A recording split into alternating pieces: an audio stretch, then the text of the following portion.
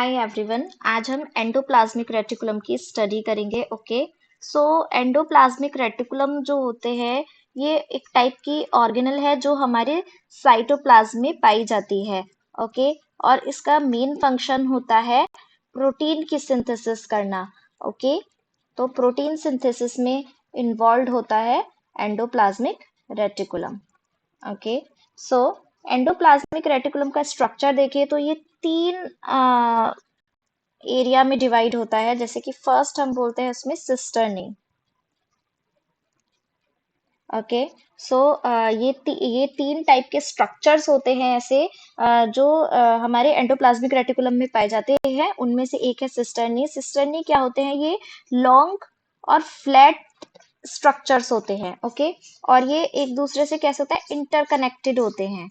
इस तरह से ये पाए जाते हैं और ये आप देख सकते हैं यहाँ पे, ये है सिस्टर्नी। ओके, इनके ऊपर आप ये छोटे छोटे पार्टिकल्स देख रहे होंगे, ये क्या है?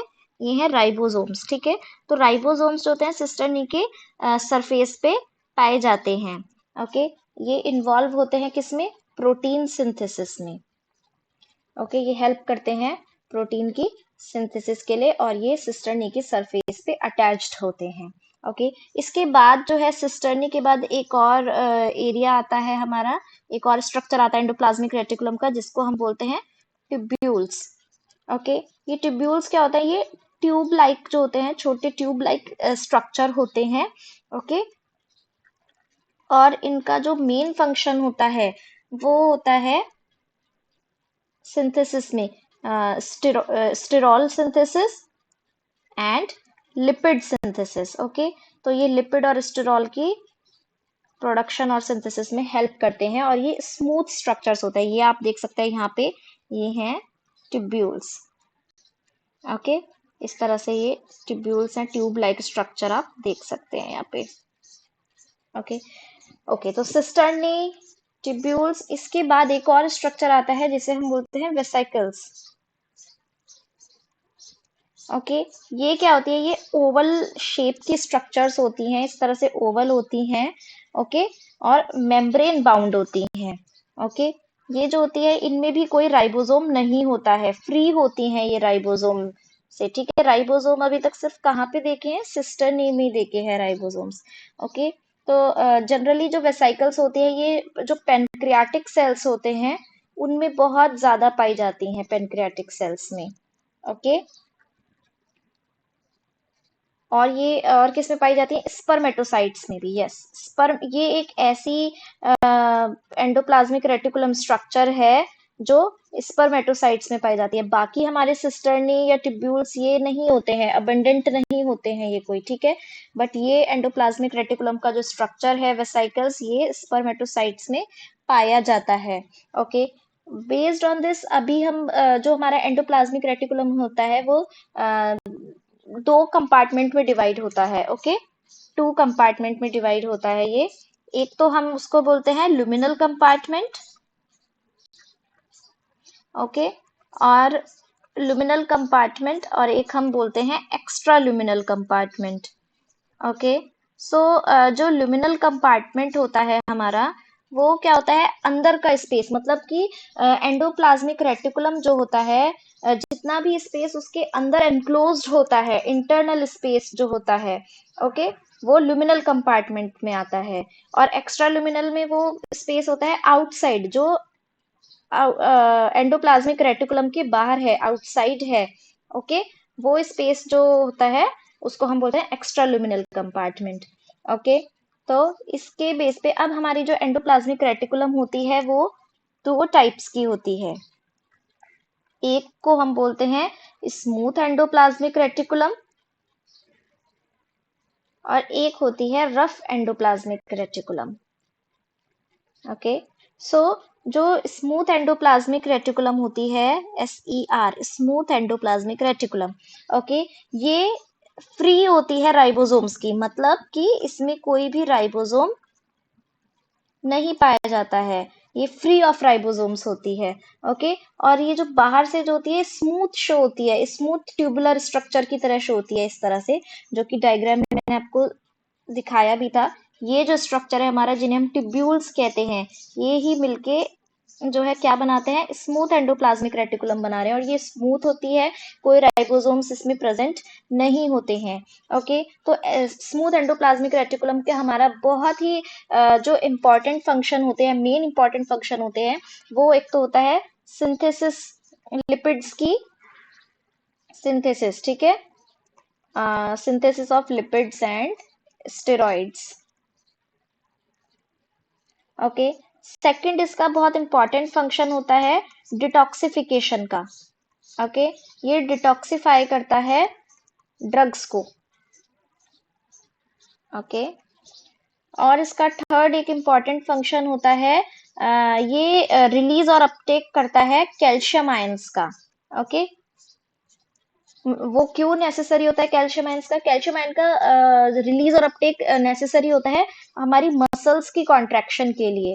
ओके, जिससे कि मसल्स जो है मूवमेंट करती हैं, उसमें जो वो बहुत इंपॉर्टेंट, उसमें कैल्शियम आयन जो होता है बहुत इंपॉर्टेंट रोल प्ले करता है हमारे मसल्स की कॉन्ट्रैक्शन में। ओके, स्मूथ एंडोप्लाज्मिक रेटिकुलम के बाद अभी हम बात करते हैं रफ एंडोप्लाज्मिक रेटिकुलम की। ओके, सबसे पहले तो यही है कि ये इसमें राइबोसोम्स पाए जाते हैं, राइबोसोम्स अटैच्ड होते हैं। ओके, इसकी और राइबोसोम्स प्रेजेंट होने की वजह से वो एक रफ जो होता है रफ अपीयरेंस देता है। ठीक है, जैसे कि आप डायग्राम में भी देख सकते हैं, यहाँ पे ये राइबोसोम्स प्रेजेंट है, यहाँ पे ये राइबोसोम्स राइबोसोम्स, इसकी वजह से जो इसका सरफेस है वो रफ शो होता है। ओके, रफ एंडोप्लाज्मिक रेटिकुलम का। और इसमें रफ एंडोप्लाज्मिक रेटिकुलम का सबसे फर्स्ट और इम्पॉर्टेंट फंक्शन तो यही हो गया कि ये प्रोटीन सिंथेसिस की साइट होती है। ओके, प्रोटीन सिंथेसिस में ये हेल्प करता है। ओके, सेकंड आता है इसका कि ये जो स्मूथ एंडोप्लाज्मिक रेटिकुलम है उसको भी बनाता है, उसके राइज जो है वो यहीं से होता है, मतलब कि रफ एंडोप्लाज्मिक रेटिकुलम इस भी ही जो होता है स्मूथ एंडोप्लाज्मिक रेटिकुलम को डेवलप करता है। ओके, और इसका एक और इम्पॉर्टेंट फंक्शन है, ये एक टाइप का एंजाइम है जिसे हम बोलते हैं लाइजोसोम। ये लाइजोसोम जो होता है गोल्जी कॉम्प्लेक्स में बनता है, तो उसके लिए यहाँ पे इसका ये प्रीकर्सर प्रोवाइड करता है, इस एंजाइम का प्रीकर्सर प्रोवाइड करता है। ओके, सो ये सब हमारा था रफ एंडोप्लाज्मिक रेटिकुलम और स्मूथ एंडोप्लाज्मिक रेटिकुलम के बारे में। ओके, एक और चीज है, यस, रफ एंडोप्लाज्मिक रेटिकुलम जो होता है वो ग्लाइकोप्रोटीन रखता है। ओके, दो टाइप के ग्लाइकोप्रोटीन रखता है ये, जिनको हम बोलते हैं ribophorin. Okay, ribophorin first and ribophorin second. Okay, ये ग्लाइकोप्रोटीन क्या होते हैं? ग्लाइकोप्रोटीन होते हैं, ग्लाइकोप्रोटीन वो प्रोटीन्स होते हैं जो जिनके साथ शुगर मॉलिक्यूल भी अटैच्ड होता है। ठीक है, proteins that have sugar molecule. Okay, so ये सब हमारा एंडोप्लाज्मिक रेटिकुलम के बारे में था। एक क्विक रिव्यू ले लेते हैं। एंडोप्लाज्मिक रेटिकुलम का स्ट्रक्चर है ये, इसमें ये न्यूक्लियस है। ओके, ये इसका न्यूक्लियर पोर है। न्यूक्लियर पोर क्या करता है? न्यूक्लियर पोर एक टाइप का चैनल होता है जो कि साइटोप्लाज्म और न्यूक्लियस जो होता है सेल का, उसके बीच में ट्रांसपोर्टेशन में हेल्प करता है। ओके, अभी ये ये हम इसके 3 पार्ट्स हमने स्टडी करे, जो कि क्या थे? एक फर्स्ट पार्ट था सिस्टर्नी, फिर था ट्यूब्यूल्स एंड थर्ड वन था वेसिकल्स। ओके, सिस्टर्नी जो होते हैं long flat like interconnected structure होते हैं ये, और ये राइबोसोम्स इन पे प्रेजेंट होते हैं। ओके, इस वजह से इनका रफ अपीयरेंस होता है और ये प्रोटीन सिंथेसिस में हेल्प करते हैं। ओके, ट्यूब्यूल्स जो होते हैं स्मूथ स्ट्रक्चर्स होते हैं, ये ट्यूब लाइक होते हैं। ओके, और यही मिलकर क्या बनाते हैं? हमारे स्मूथ एंडोप्लाज्मिक रेटिकुलम बनाते हैं, जिन पे राइबोसोम्स नहीं होते हैं, फ्री ऑफ राइबोसोम्स होते हैं। ओके, और ये हेल्प करते हैं लिपिड और स्टेरॉइड्स के सिंथेसिस में। ओके, नेक्स्ट आता है वेसिकल्स। तो जो वेसिकल्स होते हैं हमारे वो ओवल शेप्ड होते हैं। ओके, ऐसे बाहर इस तरह से ये ओवल शेप्ड होते हैं, प्रेजेंट होते हैं। ओके, और ये भी राइबोसोम से फ्री होते हैं, और ये बहुत ज्यादा पेनक्रेटिक सेल्स में काफी ज्यादा क्वांटिटी में पाए जाते हैं, और ये स्पर्मेटोसाइट्स में भी पाए जाते हैं। ओके, ये एक टाइप के ऐसे एंडोप्लाज्मिक रेटिकुलम हैं जो स्पर्मेटोसाइट्स में प्रेजेंट होते हैं। ओके,